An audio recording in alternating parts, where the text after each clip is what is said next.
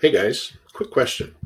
How do you know that the company that you're invested in has a dividend that's sustainable? And how do you know that it's going to grow by an annual rate that they have forecasted that it will grow? Well, the reality is we don't know. Thanks for stopping back in. In my last discussion, I talked about the stocks and companies that my wife and I are invested in within our TFSAs respectively. And today I wanted to talk about a couple of the tools and the resources that I look at to make sure that I am putting money into companies that we have a good deal of faith in when we invest in them. As you can appreciate, dividend income investors rely on that income, especially in their retirement years. And so if that if that dividend is cut / removed, it's as good as a kick in the teeth. So what I wanted to do today was go over a few of the companies that I am invested in. My wife and I are both invested in, and talk about some tools that I've got at my disposal. And the first one is a website that's free, and I'll put a link down below in the description of the video. It's from a website called Dividend Growth Investing and Retirement.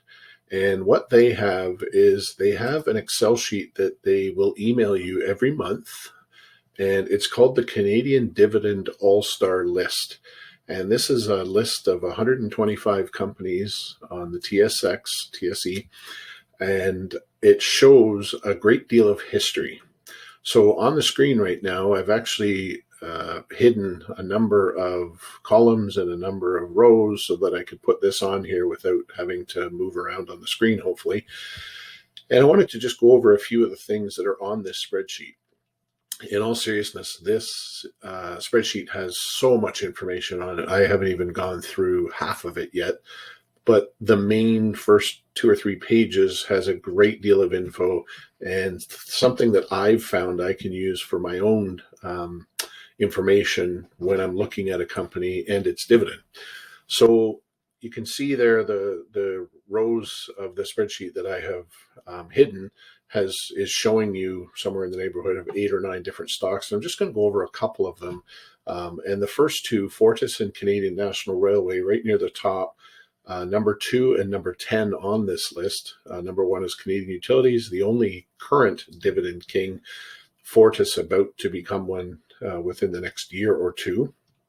And the first few columns, N, O, P, and Q, show us that over the last number of years, and in this case, 1 year, 3 year, 5 year, and 10 year, that Fortis has increased on an annual basis their dividend by 5.9% over 1 year, 5.9% over 3 years consecutively, 6% over 5 years, and 6.1% over 10 years. So that's a great indicator that there is some consistency there over the past 10 years. It does show you 15 and 20, but I'm only going back the past 10.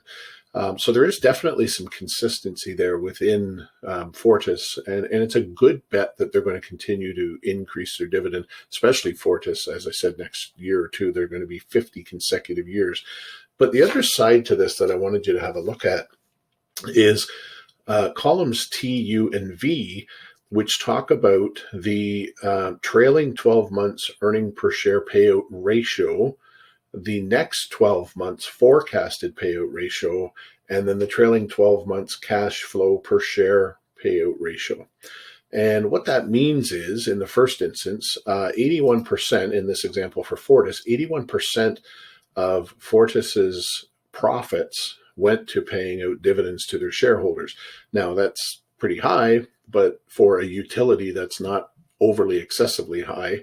And again, Fortis has proven over 48 years that they've been able to pay these dividends without missing or dropping any payments.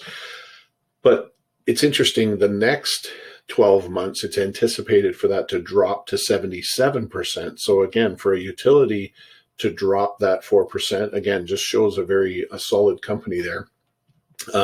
And beyond that, even though it was 81% of profits, it was only 35% of their actual cash flow in paying out those dividends over the last 12 months. So again, a company in a very strong cash position. Yes, it's a pretty high amount in their profits, but at the same time, only 35% of their cash on hand, just an indicator of a great company. So again, Canadian National Railway, another solid one, 19% 1-year dividend growth rate. 10%, 10.9% over 3 years, 12% over 5, and 14.6% over 10 years. It's kind of why Canadian National Railway is one of Canada's most sought after stocks, I guess you would say. So again, I don't want to go over every one of these, but a couple that I did want to point out, and one I'm going to analyze a little bit more. The next one I want to talk about is Alimentation Couche-Tard. It's a newer stock for my wife and I to be invested in, but one we're both very, very interested in. As you can see, their dividend growth rate over 1 year, 26%, 23% over 3, 21% over 5, and 25% over the last 10 years. If you remember my last video, I talked about the fact that it's only paying like a 0.87 or 0.89% dividend, which equates to 14 cents every quarter. But the fact that they're increasing the amount of the dividend by these percentages tells us over the coming years, if they maintain that same consistency, that dividend's going to get pretty good and pretty profitable over the coming years.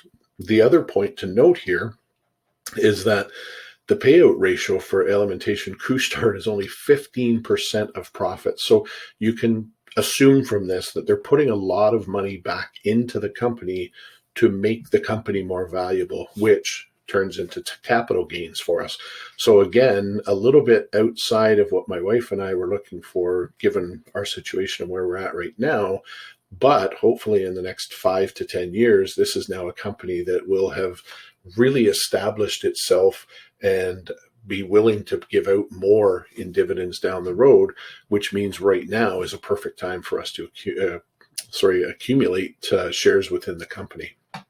So the last one that I wanted to talk about a little bit was Savaria Corporation. And Savaria is kind of an interesting stock in that it's got a consistent annual growth within their dividend. But if you look last year, the 12-month trailing payout ratio was 236% of their income, or of their profit, excuse me. That's very concerning.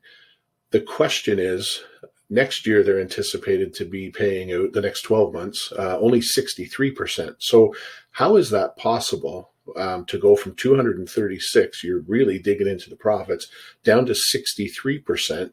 And what we're going to do is we're going to dig a little bit deeper and look into how that or why that is being forecasted for Savaria. So how or why are the dividend payout ratios supposed to or being forecast for Savaria to drop by somewhere in the neighborhood of 75% from what they currently are?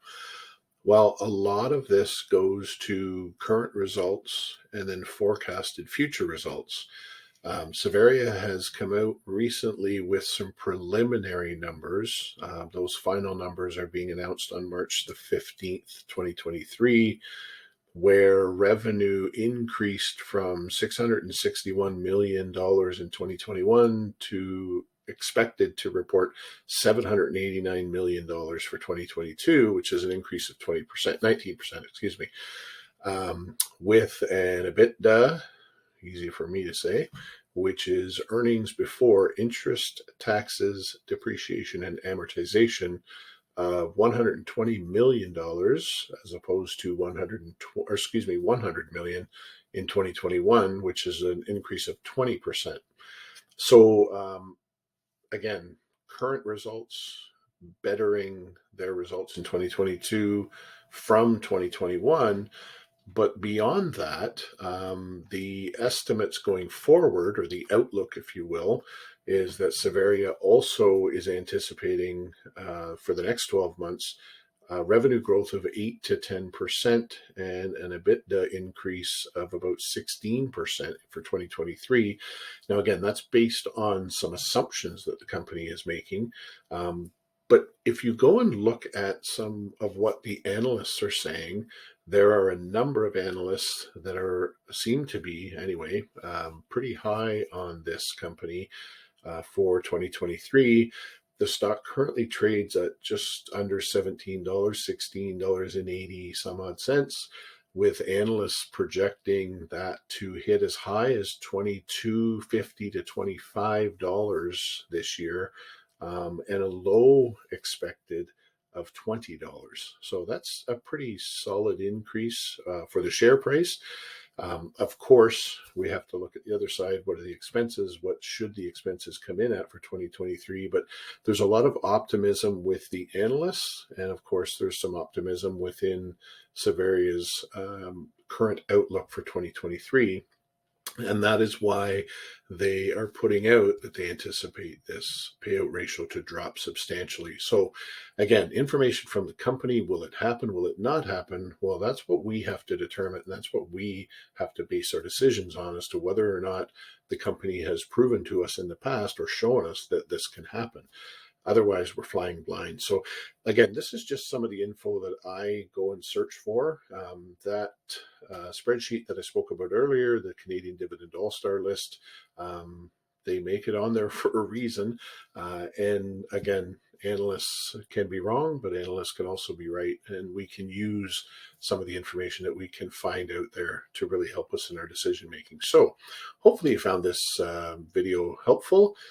Please hit that smash on that subscribe button. Hit us a like, and I appreciate you sticking around for the time that you did, and we'll see you next time. Take care.